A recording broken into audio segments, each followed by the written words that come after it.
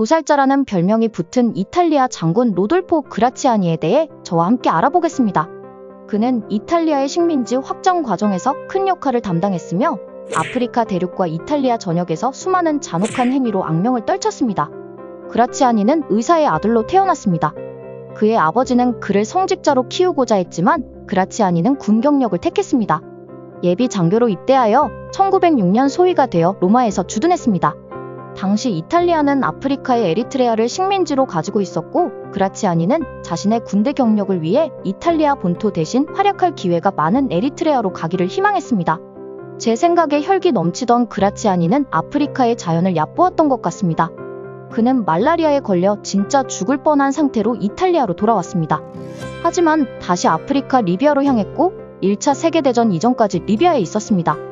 1차 대전에서 이탈리아는 카포레토 전투에서 대패하였는데 이때 그라치아니는 무너진 이탈리아 군을 재조직하고 방어 작전을 지휘하면서 명성을 얻었고 역사상 가장 어린 대령이 되었습니다. 1차 대전이 끝났을 때 이탈리아는 리비아에 대한 지배가 약해진 상태였습니다. 이탈리아 정부는 리비아 지배권 강화를 위해 1921년 군대를 파견하였으며 이때 그라치아니도 포함되었습니다.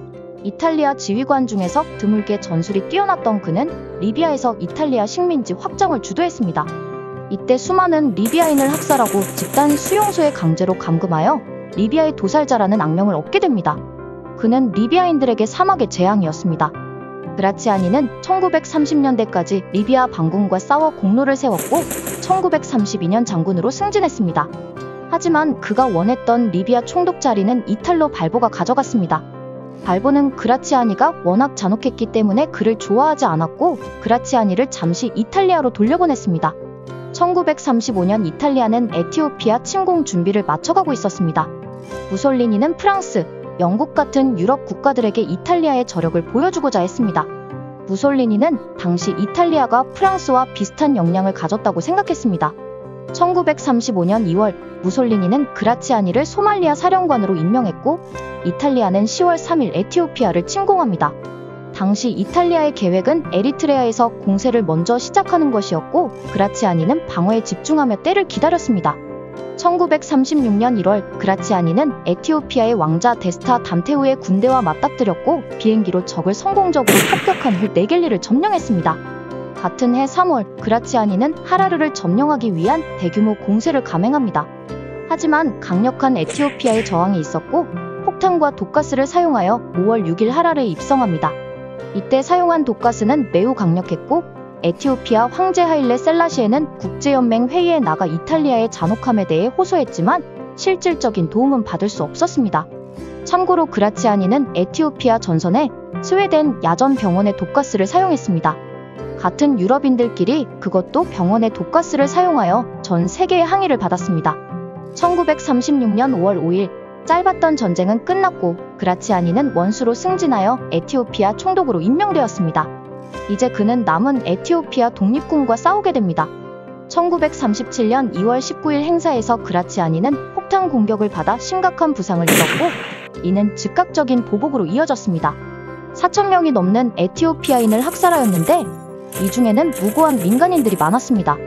너무나 잔혹했기 때문에 무솔리니조차 그라치아니가 에티오피아 총독으로 적합한 인물이 아니라고 깨달았고 1938년 1월 그라치아니는 아프리카를 떠납니다. 2차 세계대전의 포문이 열렸습니다. 그라치아니는 이탈로 발보가 토브룩에서 사망하자 리비아 총독으로 파견되었습니다. 당시 무솔리니는 그라치아니에게 이집트 침공을 명령했지만 군사적으로는 나름 유능했던 그라치아니는 물자와 병력이 부족함을 파악하고 당시 총사령관이었던 피에트로 바돌리오에게 지원을 요청했습니다. 하지만 바돌리오와는 사이가 좋지 않았습니다.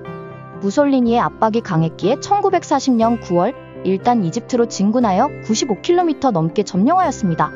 그러나 바돌리오는 결국 지원군을 보내지 않았고 12월 9일 영국군의 대대적인 반격으로 이탈리아는 쭉쭉 밀렸습니다. 이집트 밖으로는 당연히 밀렸고 원래 식민지였던 리비아까지 밀렸으며 1941년 1월 말 중요한 보급 항구인 토브룩까지 뺏겼습니다. 다음 달인 2월 무솔리니는 그라치아니를 해임하였습니다. 그는 패배에 대한 책임으로 별다른 직위 없이 대기하게 됩니다. 그가 대기하는 동안 2차 대전은 중반을 넘어갔습니다. 1943년 9월 이탈리아는 연합국에 항복했고 이탈리아 북부 지역의 독일의 괴뢰국가 이탈리아 사회공화국이 수립되었습니다. 무솔리니는 다시 그라치아니를 호출했고 전쟁부 장관에 임명했습니다.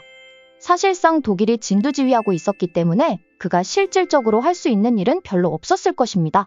시간이 흘러 1945년 전쟁은 끝났고 그라치아니는 군사 재판에서 19년형을 선고받았습니다. 하지만 실제로는 4개월 만에 석방되었습니다. 독일과 달리 이탈리아 군인들에 대해서는 비교적 사면이 관대하게 이루어지는 경향이 있었는데 이는 당시 이탈리아 내부 정치적 안정을 도모하기 위해 선택한 방법 중 하나였습니다. 그라치아니에게 당한 것이 많은 에티오피아는 그를 전쟁 범죄로 기소하려 했으나 실패했습니다.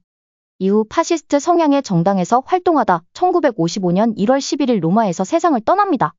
로돌포 그라치아니의 삶은 파시즘의 잔혹함과 식민주의의 어두운 그림자를 상기시킵니다. 일반적인 사람들은 그를 잔혹한 전쟁 범죄자로 생각하지만 일부 사람들은 그를 이탈리아의 영웅으로 기리며 기념비까지 세웠습니다. 오늘은 로돌포 그라치아니에 대해 알아보았습니다. 구독과 좋아요는 다음 영상의 원동력입니다.